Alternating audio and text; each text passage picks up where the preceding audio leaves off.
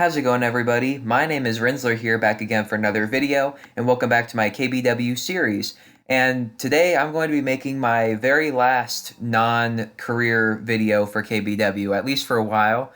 Eventually I'm going to do a history of KBW as a whole, but for now this is going to be my last non-career KBW video to round out my trilogy of non-career KBW videos. My previous two were how KBW should have booked D-Man and my ranking of all the world champions in KBW. If you guys haven't seen those two videos, remember to go check those out, but only after you finish watching this one. Today we're going to be ranking all the seasons of KBW, all 5 seasons from worst to best.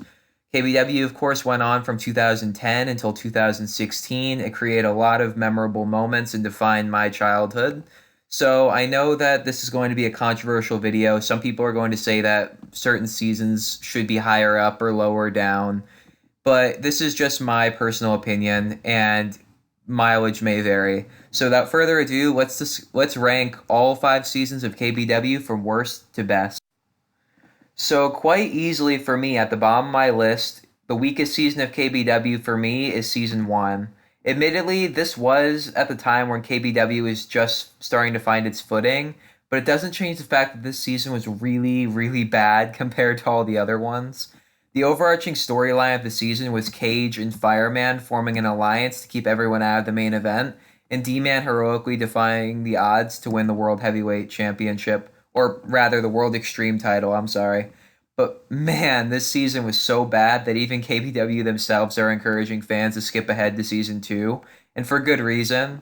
There's really nothing long-lasting in this season. Nothing that happens in Season 1 is ever brought up again later. Several roster members don't even appear in any of the other seasons, like Blaine, Little Weaver, and Fireman. They never appear in KBW again after this season. And some of them didn't return to KBW for like 3 or 4 years. Like Mr. Brown returned all the way in Season 4 as Major Brown. So overall, several roster members didn't return. Nothing is all that important to the overall narrative. The commentary sucked, the promos sucked, and the matches weren't that good yet. Season 1 kind of just felt like kids messing around instead of an actual wrestling show. So, to say the least, if you're a newcomer trying to get into KBW, please, please, please skip Season 1, whatever you do. It's hands down their worst season. So, we go from their first season to their last now with the 5th and final season, Season 5. Now, don't get me wrong, even though Season 5 is this far down on my list, it's still much, much, much better than Season 1, by far. But this season has its own problems. The overall quality of this season felt like a downgrade for some reason compared to the previous season. The matches started being a tad harder to see, in my opinion, because of the netting on the trampoline, which normally wasn't present in the other seasons, but it was now in like every single match during this season, which I found to be a little bit irritating. I know that they were probably trying to downgrade the quality on purpose to go for a KBW in Ruins vibe, but in my opinion, it kind of just ruined the joy of KBW. Also, this season saw the rise of my least favorite KBW wrestler, Big Time Mike. I can go on and on about how much I hate this guy, but he was annoying, he sold moves really stupidly, his promos felt like forced comedy, and he was hotshot to the world title. I said in my last video that he was the Roman Reigns of KBW, and I still stand by that. I hated this guy. I still can't believe that KBW went with this idiot for their final champion instead of Pac-Man. It was such a missed opportunity. And my final problem with Season 5 is the lack of actual matches. Admittedly, the top guys in KBW, AK-47 and Cage, weren't the most reliable at the time due to their indie booking schedules, but it also didn't help that pretty much all the mid-carders were gone this season, which made things feel more lifeless than ever. I'm all for promos in KBW, don't get me wrong, but this season had more promos than matches, and I really did not like that at all.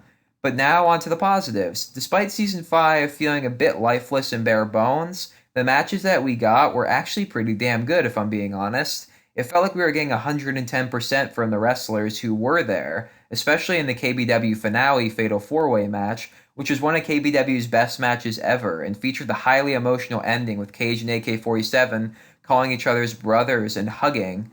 While I wish Pac-Man had won the title and I wish that Big Time Mike didn't exist, Season 5 had a great ending and it was a hell of a way to end the company on a high note. Next up on my list, and about the middle of my list, is Season 4. Now, this season boasted KBW's highest production value, featuring 2 cameras, instant replay, 2 commentators, and better recording quality. This season felt incredibly legit, in my opinion, with an adult general manager, the introduction of the hardcore title, a stacked roster, a revamped AK versus Cage main event with the roles reversed, referees in every match, counts and disqualifications being turned on for every match, and each episode of KBW now being more schedulized, with an episode coming out every Sunday and Wednesday. This season also boasts the best KBW pay-per-view of all time in Bloodthirsty 2, which featured an epic Money in the Bank ladder match, an awesome Last Man Standing match, and a 40-minute leather strap match between Cage and AK-47. You can't really get much better than that in KBW. However, despite all of these positives, this season suffered from not having an overarching storyline like the Renegade Invasion in Season 3. It was hard to imagine how the season would end, considering there was no ongoing storyline that felt like it could take up the entire season. Not even AK vs. Cage felt like it could last too long in 2014. D-Man's heel turn was great, but unfortunately it didn't lead anywhere. Despite KBW feeling very legit like a proper company in Season 4, it was far from the best season. This season had everything and yet had nothing, which is why I'm not comfortable putting it any higher than halfway on my list.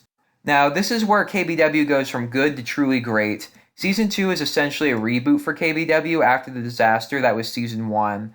This season circles around the first rivalry between AK and Cage, leading to them wrestling one-on-one multiple times throughout the season. It was this season that KBW truly became super popular with a lot of fans on YouTube, with many applauding the main rivalry of the season and looking forward to seeing what would happen next. It also helped that the season ended on an excellent cliffhanger, with CJ helping Cage become a double champion. Unfortunately, this season does have one major flaw. Almost everything in this season involved AK-47 and Cage in some way, whether it was as a guest commentator, a guest referee, facing each other, facing somebody else, or cutting promos. Almost everything revolved around these two, and hardly anyone else, it felt like. So essentially, it felt like 2 proper wrestlers working around a bunch of kids still trying to find their footing, which is fine, but it made the roster feel really small in my opinion, which is the only thing keeping Season 2 from being any higher. Now, easily my number 1 pick is Season 3. This was KBW in its prime. The problems with Season 2 were addressed heavily here. Season 3 gave equal dedication to both the main event and the mid-card, with lower card guys like D-Man, the Ferocious Tag Team, the Bulldozer, and the like, all getting more time to talk thanks to the incredibly underrated as hell KBW talk show hosted by AK-47, as well as time to wrestle in more matches outside of Cage and AK Shadows. Speaking of those two, they both really came into their own this season, abandoning their WWE t-shirts and developing their own personas. This season also introduced more championships, more wrestlers, and my favorite KBW storyline of all time, the Renegade Invasion, which was really awesome and featured the best heel turn in backyard wrestling history. This heel turn also led to the most underrated KBW video of all time, the All or Nothing pay-per-view Aftermath, which featured 2 of the best promos ever made in my opinion. To say the least, Season 3's production value might not have been as high as Season 4's, but this season had the character development and the feeling of KBW being a true company for the first time. This season made KBW feel truly alive. It was their best season hands down. If Season 6 ever happens, I dare KBW to try and top themselves. So anyway, guys, thank you for watching this video. If you enjoyed this video, remember to give it a thumbs up, share this video with all of your friends on all of your various social media accounts. Remember to ring that notification bell. And if I didn't do something good in this video, please let me know in the comments down below and I will try to improve. And I will see all you dudes and chicks in the next video.